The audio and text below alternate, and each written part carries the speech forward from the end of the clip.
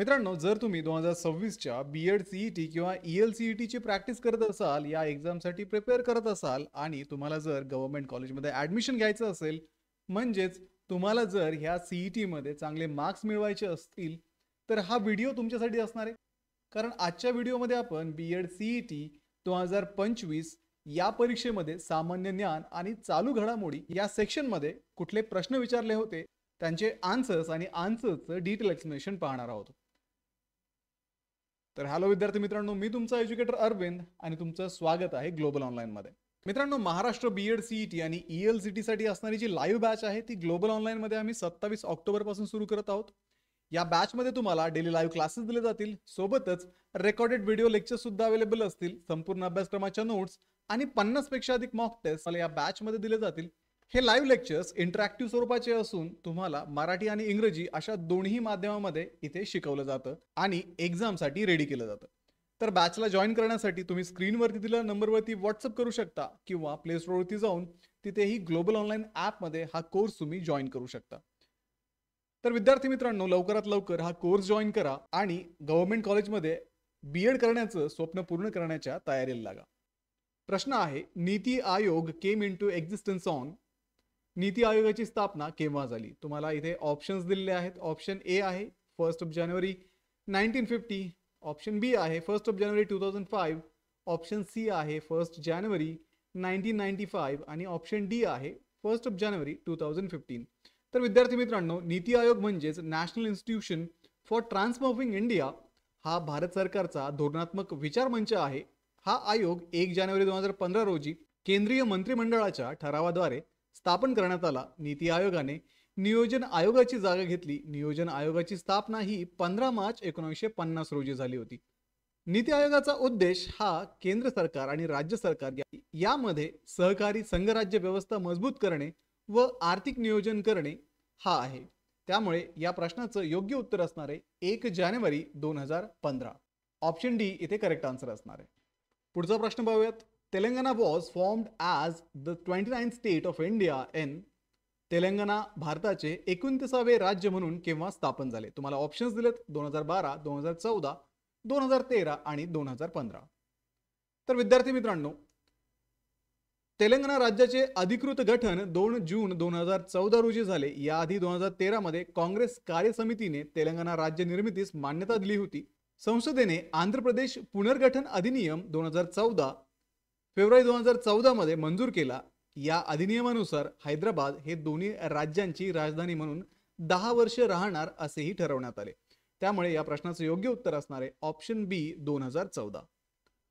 पुढचा प्रश्न पाहूयात. The industrial revolution began in. औद्योगिक क्रांतीची सुरुवात कोणत्या देशात झाली? तुम्हाला ऑप्शन्स दिले आहेत फ्रान्स, इंग्लंड, इटली आणि पोर्तुगल. तर विद्यार्थी मित्रांनो, औद्योगिक क्रांतीची सुरुवात 1760च्या दशकात इंग्लंडमध्ये झाली. वस्त्रनिर्मिती, वाफेचं इंजिन, लोखंड उद्योग आणि रेल्वे या क्षेत्रातील संशोधनामुळे इंग्लंड औद्योगिकरणात अग्रेसर ठरलं. जेम्स वॅट यांनी 1776 मध्ये वाफेचं इंजिन विकसित केलं आणि रिचर्ड आर्कराइट यांनी पाण्याने चालणारं फ्रेम यंत्र तयार केलं. त्यामुळे या प्रश्नाचं योग्य उत्तर असणार आहे ऑप्शन बी इंग्लंड. पुढचा प्रश्न आहे, Jamshedji Tata started the Tata iron and steel industry in Mumbai, Kolkata, Jamshedpur आणि दिल्ली. जमशेदजी टाटा यांनी टाटा आयर्न अँड स्टील उद्योगाची स्थापना कोठे केली? ऑप्शन आहेत मुंबई, कोलकाता, जमशेदपूर आणि दिल्ली. तर विद्यार्थी मित्रांनो, जमशेदजी टाटा यांनी 1907 मध्ये Tata iron and steel company limited म्हणजेच टिस्को ची स्थापना केली आणि तिचे कारखाने जमशेदपूर येथे उभारले गेले. ही कंपनी आज टाटा स्टील म्हणून ओळखली जाते. ही भारतातील सर्वात जुनी आणि प्रतिष्ठित औद्योगिक कंपन्यांपैकी एक आहे. त्यामुळे या प्रश्नाचं योग्य उत्तर असणार आहे ऑप्शन सी जमशेदपूर. पुढचा प्रश्न आहे, playing it my way is an autobiography of. Options दिले तुम्हाला सुनील गावस्कर, कपिल देव, सचिन तेंडुलकर आणि Rahul Dravid. Playing it my way हे आत्मचरित्र कोणाचे आहे? तर विद्यार्थी मित्रांनो, प्लेइंग इट माय वे हे भारताचे प्रसिद्ध क्रिकेटपटू सचिन रमेश तेंडुलकर यांचे आत्मचरित्र असून 5 नोव्हेंबर 2014 रोजी मुंबईत त्यांनी हे प्रकाशित केलं. या पुस्तकात त्यांच्या 24 वर्षाच्या कारकिर्दीतील अनेक वैयक्तिक आणि व्यावसायिक घटकांचा समावेश केला आहे. हे पुस्तक लिम्का बुक ऑफ रेकॉर्ड्स मध्ये सर्वाधिक विक्री झालेले आत्मचरित्र म्हणून नोंदले गेले आहे. त्यामुळे या प्रश्नाचं योग्य उत्तर आहे ऑप्शन सी, सचिन तेंडुलकर. पुढचा प्रश्न आहे, which Marathi newspaper was published by बाल गंगाधर टिळक. बाळ गंगाधर टिळक यांनी कोणते मराठी वृत्तपत्र प्रकाशित केले? तुम्हाला ऑप्शन्स दिले तिथे, केसरी, दर्पण, मूकनायक आणि यापैकी नाही. तर केसरी हे मराठी वृत्तपत्र 4 जानेवारी 1881 रोजी लोकमान्य बाळ गंगाधर टिळक यांनी सुरू केलं. महारत्ता हे याच काळात इंग्रजी वृत्तपत्र टिळक आणि चिपळूणकर यांनी सुरू केलं. केसरी हे वृत्तपत्र भारतीय स्वातंत्र्य आंदोलनाचा आवाज ठरलं आणि आजही केसरी मराठा ट्रस्ट मार्फत हे प्रकाशित होत आहे. त्यामुळे ऑप्शन ए, केसरी याचं योग्य उत्तर असणार आहे. पुढचा प्रश्न आहे, the number of parliamentary constituencies in the state of Maharashtra is. Maharashtra राज्यात लोकसभेचे एकूण किती मतदारसंघ आहेत? तर विद्यार्थी मित्रांनो, महाराष्ट्र राज्यात लोकसभेचे एकूण 48 मतदारसंघ आहेत. यामध्ये मुंबईत 6 लोकसभा मतदारसंघ आहेत. तसेच नागपूर, पुणे, औरंगाबाद, नाशिक इत्यादी प्रमुख शहरे यामध्ये आहेत. त्यामुळे ऑप्शन बी 48 हे याचं योग्य उत्तर असणार आहे. पुढचा प्रश्न पाहूयात, Marathi language day is celebrated on. Marathi भाषा दिन कधी साजरा केला जातो? तुम्हाला ऑप्शन्स दिलेत, 21 फेब्रुवारी, 28 फेब्रुवारी, 27 फेब्रुवारी आणि 1 मे. तर विद्यार्थी मित्रांनो, मराठी भाषा गौरव दिन दरवर्षी 27 फेब्रुवारी रोजी साजरा केला जातो. हा दिवस प्रख्यात मराठी कवी, नाटककार आणि समाजसुधारक विष्णू वामन शिरवाडकर म्हणजेच कुसुमाग्रज यांचा जन्मदिन आहे. महाराष्ट्र शासनाने जानेवारी 2013 मध्ये या दिवसाला अधिकृत मान्यता दिली. या दिवशी मराठी साहित्यातील योगदानाचे स्मरण केले जाते. त्यामुळे या प्रश्नाचं योग्य उत्तर असणार आहे 27 फेब्रुवारी. पुढचा प्रश्न पाहूयात, which is the first layer of the atmosphere.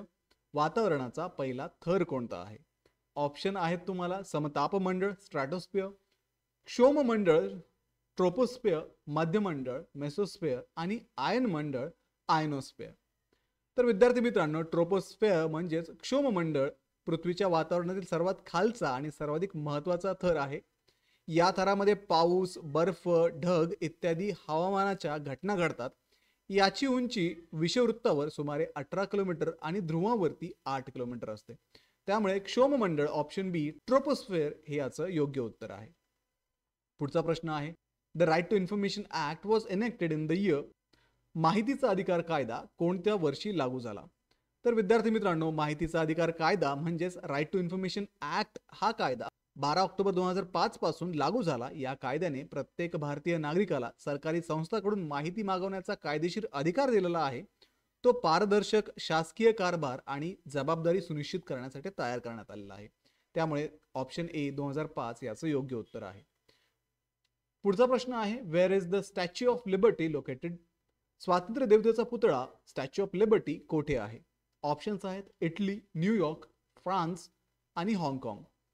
तर स्टॅच्यू ऑफ लिबर्टी म्हणजे स्वातंत्र्य देवतेचा पुतळा हा अमेरिकेतील न्यूयॉर्क शहरातील लिबर्टी आयलंड येथे आहे. याची उंची सुमारे 93 मीटर असून हा पुतळा 28 ऑक्टोबर 1886 रोजी फ्रान्सकडून अमेरिकेला भेट म्हणून देण्यात आला. त्यामुळे ऑप्शन बी न्यूयॉर्क याचं योग्य उत्तर असणार आहे. Dash dash was the first woman to be awarded the Nobel prize twice. 2 वेळा नोबेल पारितोषिक मिळवणारी पहिली स्त्री कोण होती? ऑप्शन्स आहेत, अदा ई योनाथ, मॅरी क्युरी, फ्रान्सिस आर्नॉल्ड आणि डोरथी हॉजकिंग. तर विद्यार्थी मित्रांनो, मेरी क्युरी या 2 वेळा नोबेल पारितोषिक मिळवणाऱ्या पहिल्या महिला वैज्ञानिक आहेत. 1903 मध्ये भौतिकशास्त्र आणि 1911 मध्ये रसायनशास्त्रातील त्यांच्या संशोधनामुळे रेडिओ ऍक्टिव्हिटी क्षेत्रात मूलभूत प्रगती झाली. त्यामुळे ऑप्शन बी मेरी क्युरी हे या प्रश्नाचं योग्य उत्तर असणार आहे. पुढे आहे, choose the correct option. Chikungunya, Aedes aegypti, malaria, female Anopheles. योग्य पर्याय निवडा. चिकनगुनिया, एडिस इजिप्ती, मलेरिया, स्त्री एनाफिलीज. तर विद्यार्थी मित्रांनो, तुम्हाला इथे ऑप्शन्स दिलेत. ओनली ए इज करेक्ट, फक्त ए बरोबर आहे. ओनली बी इज करेक्ट, फक्त बी बरोबर आहे. C, both A and B are correct, A आणि बी दोन्ही बरोबर आहेत. आणि D, both A and B are a wrong, A आणि बी दोन्हीही चुकीचे आहेत.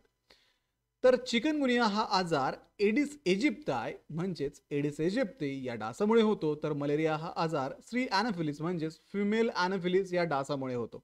दोन्ही आजार संसर्गजन्य रोगांपैकी आहेत. त्यामुळे या प्रश्नाचं योग्य उत्तर असणार आहे option C both A and B are correct. A आणि बी दोन्ही बरोबर आहेत. Which statement is correct for Koo. Koo या संदर्भात योग्य विधान कोणते आहे?